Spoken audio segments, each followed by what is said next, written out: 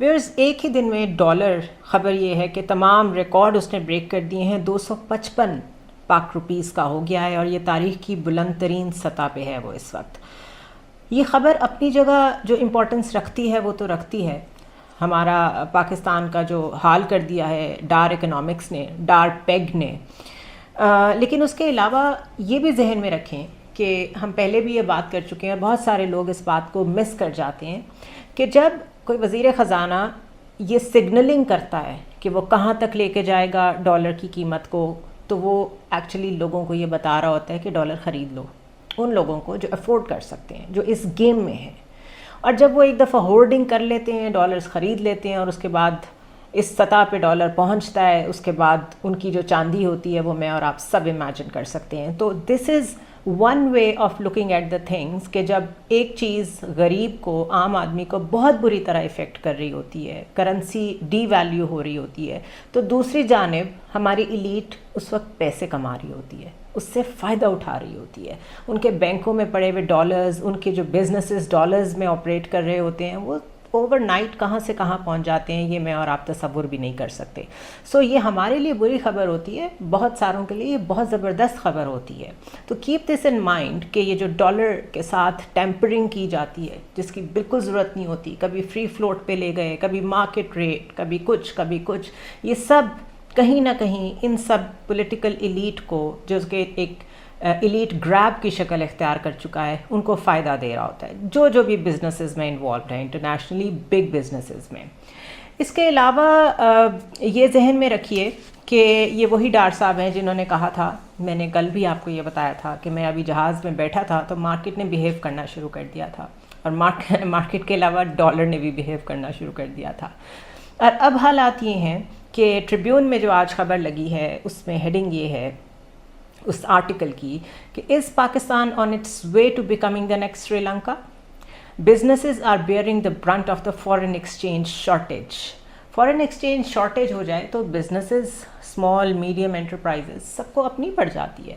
اور انہوں نے اس میں منظر کشی کی ہوئی ہے کہ ٹمبر مارکیٹ میں اسلامک بینک کی جو برانچ ہے کراچی میں، وہاں پر انہوں نے پروٹیسٹ لانچ کیا ہوا ہے، تقریباً ساری ٹریڈرز ایسوسی ایشن نے، بینک کے اندر بھی باہر بھی لوگ بیٹھے ہوئے ویٹ کر رہے ہیں اپنی پیمنٹس کا، اور جو بینک آفیسرز ہیں وہ فون کر کے ٹریجری ڈپارٹمنٹ سے کنورسیشن میں مصروف ہیں، ان سے پتہ نہیں کیا انسٹرکشنز لے رہے ہوں گے، کیونکہ اس میں بینکس کا قصور نہیں ہے۔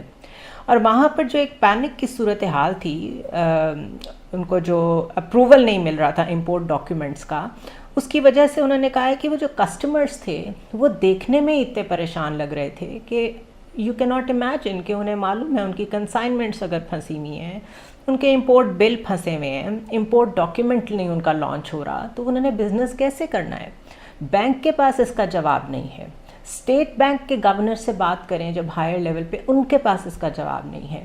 ڈار صاحب سے بات کریں تو ڈار صاحب پچھلے 48 آورس سے قطر میں ہیں اور وہ کسی چیز کا جواب نہیں دے رہے۔ تو لوگوں نے جانا کس کے پاس ہے؟ That is the main question. اور جب ایسا ہوتا ہے تو وہ پینک کریٹ ہوتی ہے، جو سچویشن ہم نے سری لنکا میں دیکھی۔ اور وہ آگے جا کے اس آرٹیکل میں لکھ رہے ہیں کہ یہ بینک کے اندر اور باہر کسٹمرز نے یہ جو پروٹیسٹ لانچ کیا ہوا تھا، منڈے کی بات وہ کر رہے ہیں، اور وہ کہہ رہے ہیں یہ سب تقریباً میجر بزنس ایریاز جو کراچی میں ہیں، ٹاور سے لے کے سپر ہائی وے تک، سب جگہوں پہ بینکس میں یہی حال تھا۔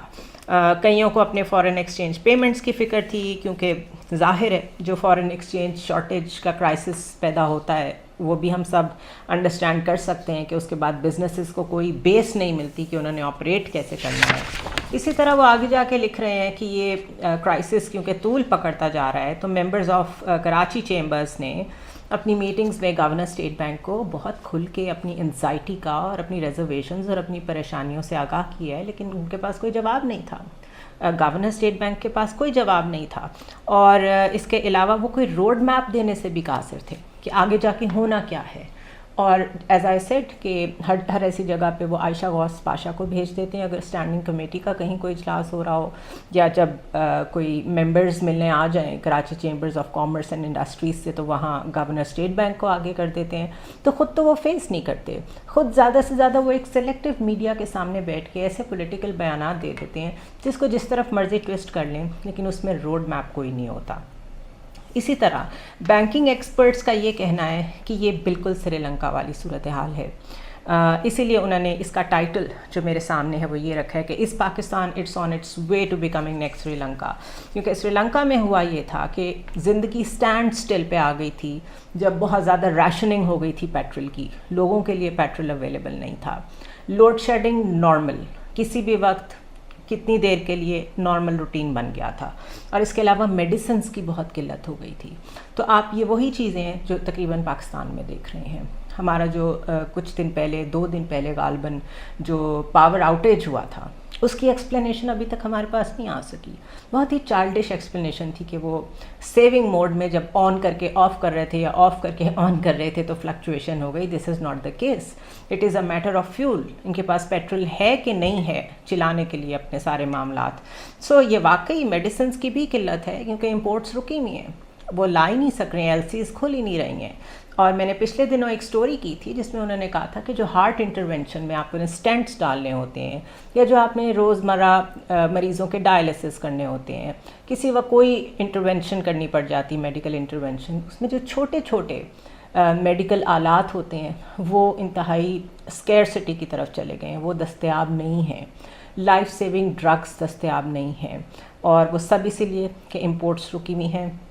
اور جب لائٹ بھی گئی تھی تو اٹ واز ہاریفک ٹو تھنک کہ جو پرائیویٹ ہاسپٹلس ہیں جنہوں نے شاید بہت اچھا سولر سسٹم لگا کے بیک اپ اپنا رکھا ہوا ہوگا, شاید وہ تو آپریٹ کرتے رہے ہوں گے, لیکن جو پبلک ہاسپٹلس ہیں اور ریموٹ ایریاز میں جو فیسلٹیز ہیں وہاں پہ کتنے لوگ ہوں گے جو پتہ نہیں لائف تھریٹننگ کنڈیشن میں ایمرجنسیز میں آئے ہوں گے, ان کا کیا بنا ہوگا.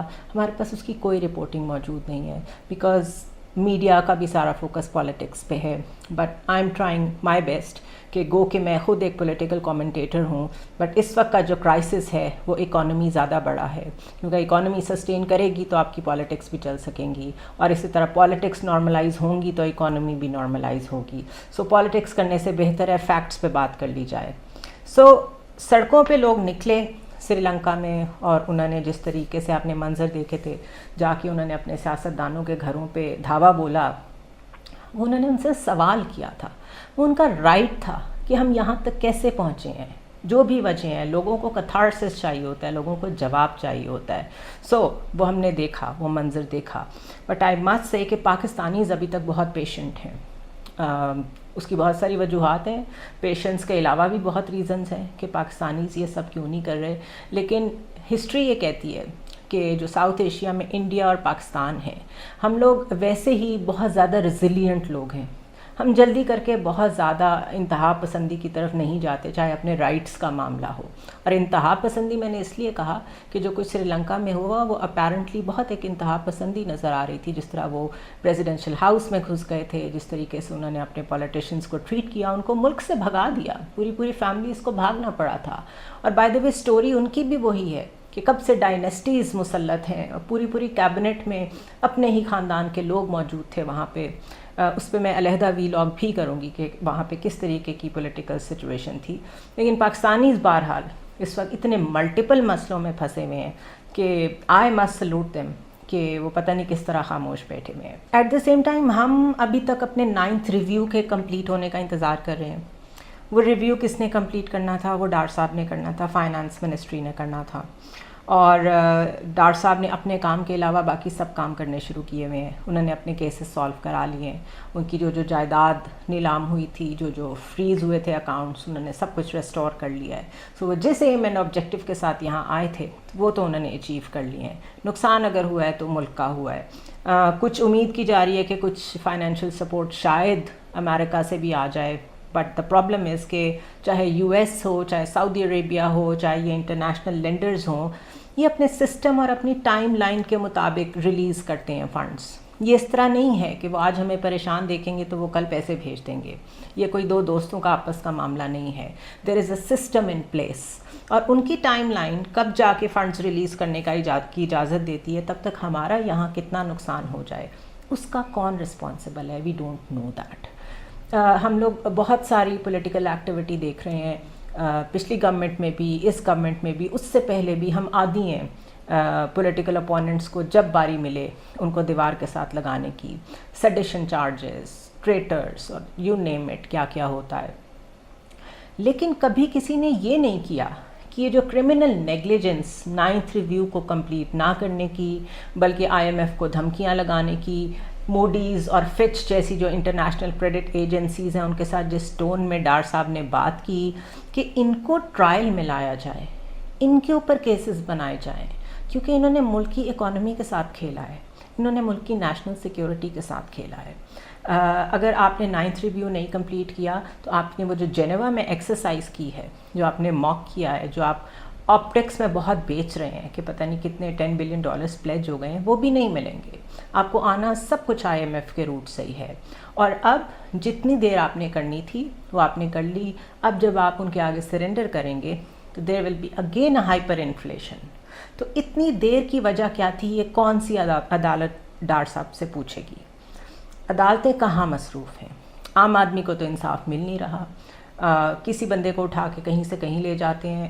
ہم سب نے دیکھا ہے اعظم سواتی کے معاملے میں، شہباز گل کے معاملے میں، فواد چودھری کے معاملے میں، جتنے بھی یہ پچھلے دنوں واقعات ہوئے ہیں اس میں کبھی کہیں لے کے جا رہے ہیں، پنڈی لے کے جا رہے ہیں، اسلام آباد لے کے جا رہے ہیں، لاہور لے کے آ رہے ہیں، ایک مجسٹریٹ بلا رہا ہے، ایک کورٹ بلا رہی ہے، کوئی سننے والا نہیں ہے.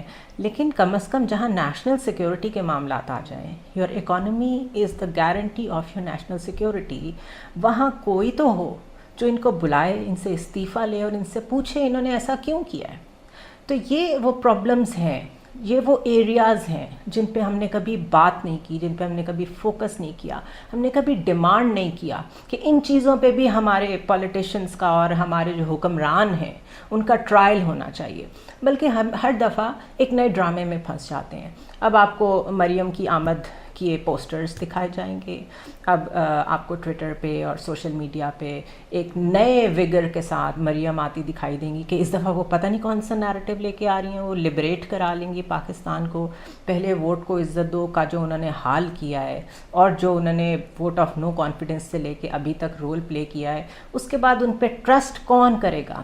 لیکن گورنمنٹ کے ریسورسز ہیں کہ وہ مستقل ریلیز کیے جا رہے ہیں، ترقیاتی منصوبوں کی شکل میں پارلیمنٹیرینز کو دیے جا رہے ہیں، ان کی پرکس اینڈ پریولیجز مستقل اسی طرح چل رہی ہے. تاریخ کی سب سے بڑی کیبنٹ چل رہی ہے. مریم کی آمد پر جو ایکسپینڈیچر پنجاب گورنمنٹ میں ہو رہا ہے، جو بینرز لگے ہیں، جو ان کے استقبال کی تیاریاں ہو رہی ہیں، یہ نیشنل ایکسچیکر سے آ رہا ہے یا کہاں سے آ رہا ہے کوئی پوچھنے والا نہیں ہے. یہ ہیں وہ سوالات جن پہ ہمیں فوکس کرنے کی ضرورت ہے. اور مجھے اکثر ویورز کہتے ہیں کہ آپ وہ نیوز نہیں کرتی شیئر جس میں سپائس ہوتا ہے، جس سے لوگ آئی کیچنگ وے میں آپ کی طرف آئیں، آپ کے سبسکرائبرز بڑھیں. تو میں ان کو یہ کہنا چاہتی ہوں کہ میں ڈالرز کے لیے یہ چینل نہیں چلا رہی. میں نے یہ چینل تب لانچ کیا تھا جب سیلاب آیا ہوا تھا اور مین اسٹریم میڈیا میں کوئی اس کی خبر نہیں دے رہا تھا. میں نے خود ہی اپنے ذاتی ذرائع سے ٹیم اکٹھی کی تھی. I went to the areas جہاں پہ فلڈس نے بری طرح ہٹ کیا تھا، and I made it a purpose کہ جہاں جہاں میں جتنی بھی چھوٹی سی یا بہت بڑی آواز بلند کر سکتی ہوں میں کرتی رہوں گی. This is what I am doing. So my perspective is different, my aim is different. جس کو یہ انفارمیشن چاہیے ہوگی وہ ضرور اس چینل پہ آئے گا، اور اگر نہیں بھی آئے گا تو جو صحیح بات ہوتی ہے وہ ٹریول کر جاتی ہے، کہیں نہ کہیں پہنچ جاتی ہے. So these are the issues I will keep on highlighting. روزمرہ کی سیاست تو ہوتی رہے گی، لیکن اس ملک کے ساتھ جو روز مذاق ہو رہا ہے اس پہ لوگوں کو اکاؤنٹیبل ٹھہرانا ہوگا ہمیں، ورنہ یہ سلسلہ کبھی نہیں رکے گا. سی یو ٹمارو.